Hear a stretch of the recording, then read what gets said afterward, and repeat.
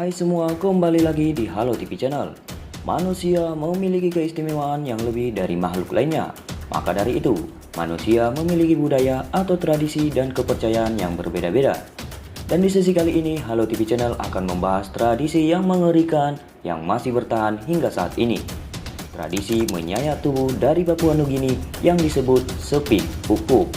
Sebelum lanjut ke video berikutnya, jangan lupa subscribe channel ini dan tekan tombol loncengnya untuk mendapatkan info terbaru dari Halo TV Channel.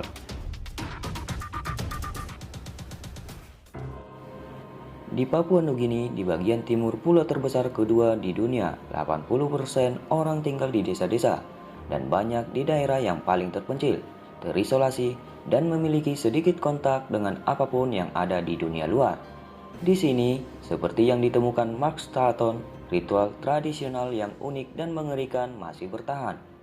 Dalam perjalanan 4 hari menyusuri sepik dengan menggunakan perahu, masih ditemukan bahwa kebiasaan pengorbanan dan kepercayaan terhadap buaya tetap kuat di daerah sepik tengah, terutama di antara penutur bahasa Yatmul, satu dari 832 kelompok bahasa Papua Nugini.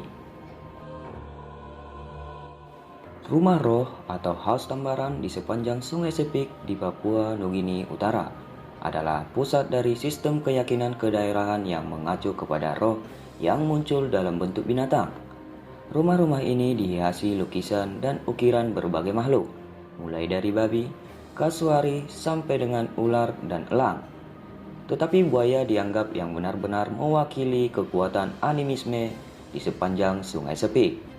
Pada salah satu upacara inisiasi paling ekstrim di dunia, punggung, bahu, dan bagian atas perut pria disayat dengan silet sehingga meninggalkan bekas luka panjang yang menonjol mirip dengan kulit buaya. Anak laki-laki dibawa ke rumah roh oleh paman mereka untuk disayat. Diperlukan waktu 1-2 jam, kata petinggi desa Parambe Aaron Malingi. Bertahun-tahun lalu, penyayatan biasanya menggunakan bambu yang ditajamkan.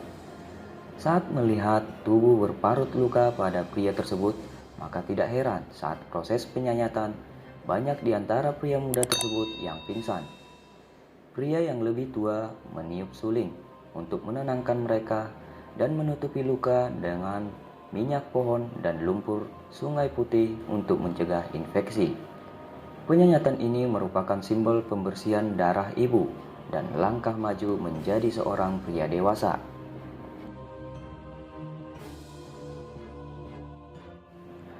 Selain penyayatan, para anak laki-laki kemungkinan akan hidup di dalam rumah roh selama beberapa bulan untuk mempelajari keterampilan kehidupan dari pria yang sudah lulus inisiasi. Mereka mendapatkan pengetahuan tentang roh desa, cara menangkap ikan, mengukir, dan bagaimana memelihara istri dan keluarga. Mengapa buaya menjadi tokoh yang penting dalam penyembahan roh di Sepik? Buaya adalah simbol kekuasaan, maka itu masyarakat menakutinya, tetapi juga mendapatkan energi dari kekuasaan itu. Penciptaan sebuah dongeng setempat mengisyaratkan orang Sepik berasal dari buaya dan muncul dari sungai dan berjalan di darat. Di Kaminimbit yang dapat dicapai dengan perjalanan berperahu selama setengah hari ke arah timur Parambe, pengorbanan tidak lagi dilakukan di daerah itu karena pengaruh gereja Kristen. Setelah penjajah Jerman tiba di sekitar tahun 1885, daerah Sepik mulai menganut ajaran Kristen dan mempelajari bagian daripada Injil. Meskipun demikian, mereka yang tak lagi melakukan ritual ini, rumah tambaran tetap ada di samping gereja dan berfungsi juga sebagai tempat bergaul bagi para pria di mana mereka dapat bersantai di dalamnya. Tradisi ini semakin menghilang akibat para pastor menentang tradisi ini. Roh tetap kuat di desa kami, tetapi para pastor telah mempengaruhi kebiasaan kami.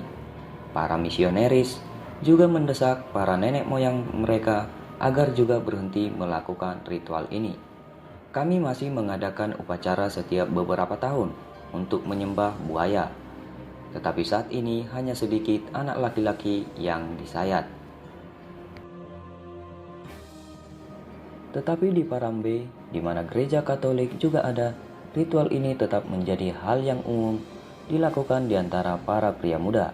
Bagi anak laki-laki berusia 11 tahun, mereka akan mempertaruhkan hidup untuk mengambil bagian dalam ritual lama yang sudah menjadi tradisi turun-menurun sebagai penghormatan mereka kepada buaya.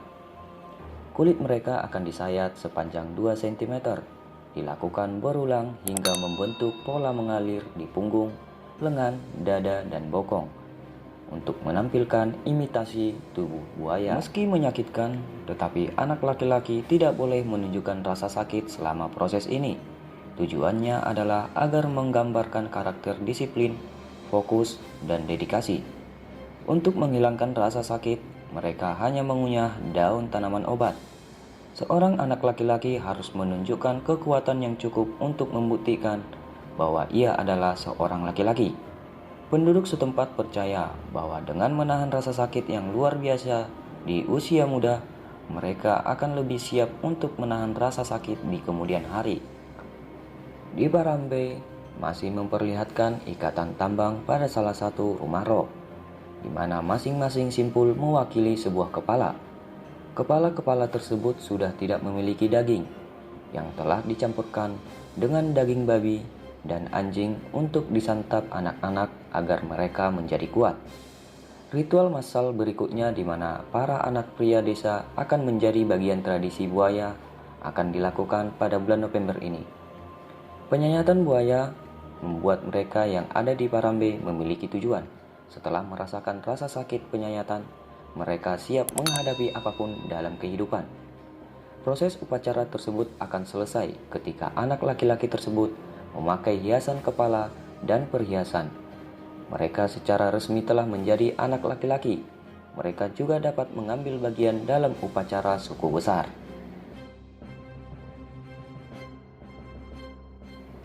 Sekian informasi dari Halo TV Channel mengenai Sepik Pupuk. Semoga bermanfaat bagi Anda semua. Jangan lupa support channel ini.